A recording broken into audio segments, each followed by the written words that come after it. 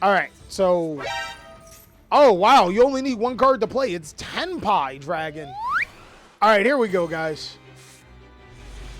We are watching the new Mermail Yu-Gi-Oh deck, big dog. Earl is saying that it's peak.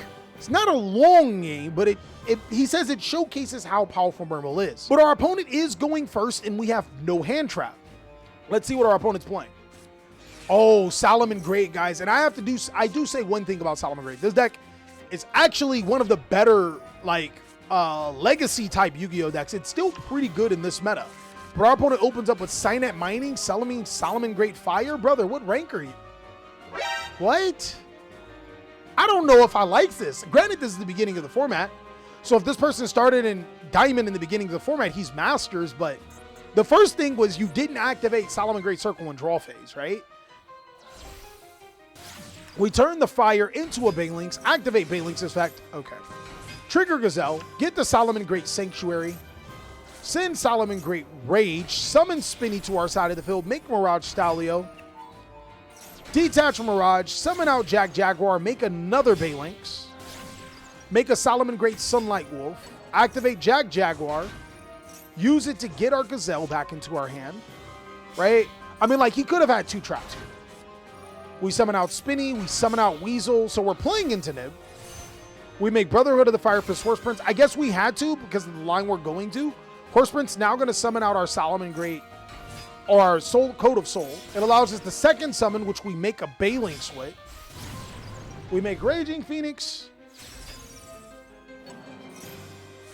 We give them a Spinny. We Promethean Princess right here. We go into the Salamangreat Raging Phoenix. We then use Raging Phoenix and our Salamangreat Roar. It looks like we're going to get both trap cards in. We do play both trap cards, so we get the Rage plus the Roar. We then Link Summon. We don't play the Salamangreat Pyro Phoenix. That's actually insane. So our particular board is we have Promethean Princess Disruption, Salamangreat Roar Negation, Salamangreat Rage Destruction. We have quite a few lines here and some mystery cards face down, and we're going to have to play through it. So even without the Pyro Phoenix, which is debatable between Salamangreat players, this is still a really tough board. Let's see how Mermail, if Earl, can make it work. Okay, XD Boy used to sell that girl. Now they know my name across the world. We're going to start off with Poseidra, discarding Dragoons. So the cool thing about Mermails is that anytime these Mermail and Atlantean cards are sent to the graveyard to activate a water effect, they gain their effects. They're mandatory. So you can chain block them however you want to, and importantly, they're really hard to stop.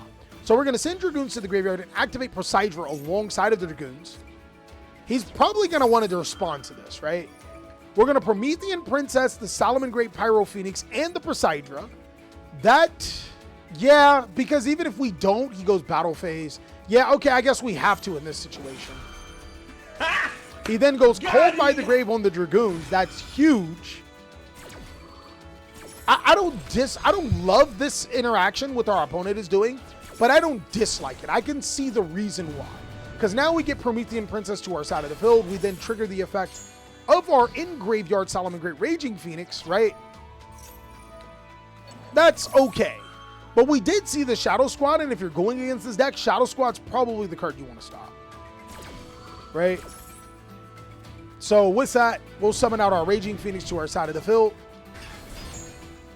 Shadow Squad summons out Nephthybus. We then immediately use Rage on the Nephthybus. That's correct. You do not want this. Well, actually, we called by the Dragoons. So this card only has so many cards it can send to the graveyard. If he plays Marksman, I'm not sure if he does, it can send the other guy. You know what? I probably wouldn't stop Nephthys here. I don't think it's worth stopping Nephthys.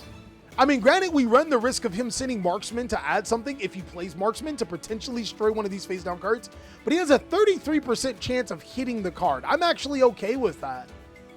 Yeah, his Dragoons are completely offline, so stopping the Nephthys is crazy, but that's what this deck does so well. It, like, makes you really, really have to think about stopping these play lines. So instead of the destruction effect, because we don't have a second summon monster, we'll send the Salamangreat monster to destroy his Nephthys, which, I mean, doesn't really bother for us. Triple Tactics talent 100% gets negated.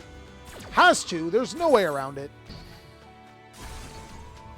And now, as you guys can see, our play lines are already whittled down.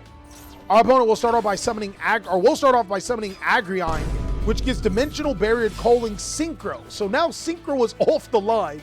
Yo, he's actually, while I don't agree with everything the Salamangreat player has been doing, we've actually played through like what?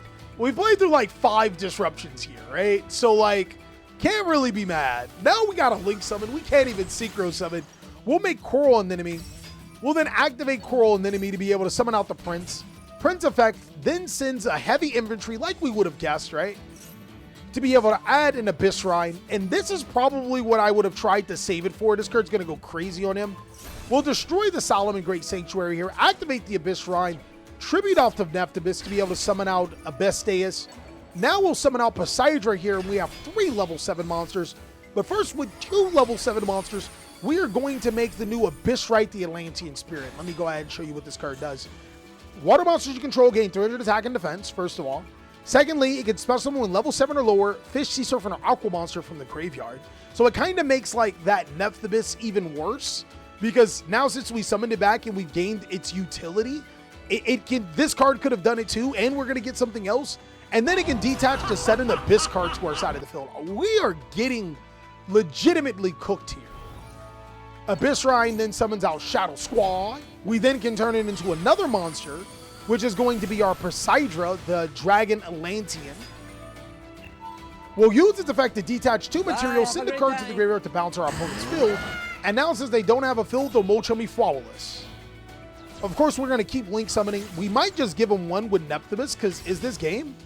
Yeah, that's game. We play through it, guys. Absolutely insane. Showing you how powerful the Mermail deck is, guys. All right, guys, we have Tobias playing Mermail. Holy crap, what a hand. And we're going first. All right, we finally get to go first in this deck. We're going to start off with Abyssteus, discarding the Dragoon. Maxi coming through, but we have the Crossout Designator. Lucky you, man. We summon the Abyssteus, and then we get both effects. The Teus to be able to add a Sea Serpent, and the Dragoons to be able to add a Sea Serpent, and the Teus to be able to add a level 4 or lower Mermail. This deck is actually crazy when it gets to go first still, too. We'll summon the Prince, sending a Dragoon, and our opponent will Effect Veiler the Prince, which is... if you were going to Effect Veiler something, the Teus... Because this already did what it did. Brother, that's crazy. It already sent the Dragoon, so he gets to add the Minstrel. Then we get the hand check. Get rid of the Magnamut. I mean, I probably would have got rid of the Super Power. Oh, well, never mind. Because we're going to get 5 Modern Monsters in the graveyard soon. So, I mean, that is what it is. Shadow Squad summons out Dragoon. We'll then tribute to summon Poseidra. Dragoons adds to Malinglacia. And now Malinglacia gets rid of the last 2 cards. So, congratulations. You hand-ripped yourself. We'll then make the Abysrite. Abysrite summons out the Atlantean Goons. We make Poseidra. This card can then use its effect to discard the Poseidra to turn everything into 7, which is kind of a crazy effect. We make the Gaios here, and in our turn. We could have went a little bit further by using... Oh, wait, never mind. We don't have the level 3 monsters in graveyard. Never mind. They're going to get Bestial Magnamut to their hand with no light or dark monsters in our graveyard. No Effect Veiler in their graveyard. So maybe we should have let them keep the Typhoon. And we should have discarded the Magnamut, because they can still go Magnamut, banish the Effect Veiler, activate Magnamut, get Lubellion, discard Lubellion. I mean, it's tough. It's still tough, right?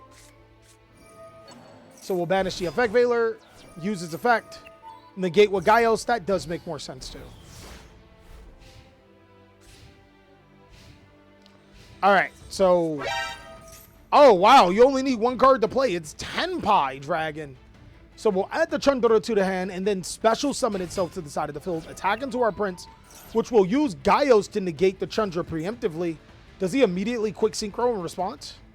He will. He makes Baron here. Then we'll, since we use the effect of this, that's crazy. If this card is sent to the graveyard to activate a monster effect like Gaios, we could just summon a Sea Serpent or a Atlantean or Mermail, and we summon another Pike. So I'm pretty sure he's upset. We can then use Baron to destroy a card on the field, which I'm not going to lie, it doesn't matter. If we destroy this, it's cool. If we destroy this, it's cool. But he's going to get the same things all over again. We'll destroy the Poseidra, put him on, hey, you better have something with that Nephthybis. You've already sent all 3 Dragoons. And this time we're going to use Nephthys to send Goon Squad. We're going to add Abyss Rhine, activate the effect, which they negate with Baron. Rhine then tributes off the Nephthys to summon out Tejas. Uses the effect to summon out Poseidra. Poseidra then sends infantry to get rid of the Baron, and we make another Poseidra. And what do I mean by it was going to do the same thing anyways? Well, you're about to see.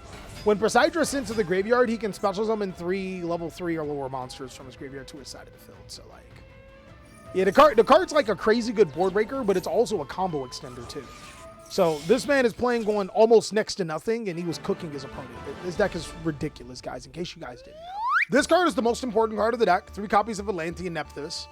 I would say Deep Sea Diva is... I wouldn't really play Deep Sea Diva, because if this card gets ashed or something, you're cooked. But getting into Nephthys is pretty important. 2 Maxis, 1 copy of Heavy Infantry, 3 Ash, 1 Minstrel. This card allows you to be able to play around hand traps. Abyss Rhine is crazy. You guys saw it summon a Mermail or Atlantean, or I'm sorry, a level 7 Fish, Sea Serpent, or Aqua Monster. The new Atlantean squad has 2 effects. You only got to see 1. You got to see the special summon from deck effect, but it also allows you to discard 1 card to make all of your monsters level 7. Next is Atlantean Dragoon, 3 copies, of course. 3 copies of Abyss Pike. There's 3 Molchemi Flawless, 1 copy of General Rao of the Ice Bearer. This card's really good for when if you break your opponent board, or if you're going first, you can wind up on this card.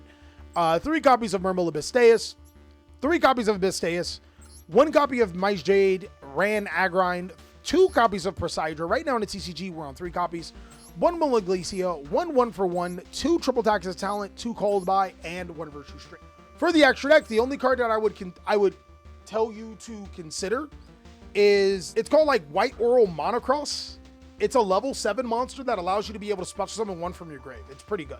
All right, so the White Porpoise Orwell, we have 1 copy of the Adamantipator, 1 Trish, 1 Sword Soul, 1 Lancia, 1 Lavirtue Dragon, 1 Bahamut Shark, 1 Abyss Dweller, 1 Gaios, 1 Poseidra, 1 Abyss Trite, 1 Alacia, 1 Coral Anemone, 1 copy of the Nephthys, and I think that Royal Sea Dragon Zealantis, as good as it is also a cuttable card. I got to give this a 5 out of 5 Squamatas. Really awesome to see how powerful this deck is in Master Duel. It transfers over.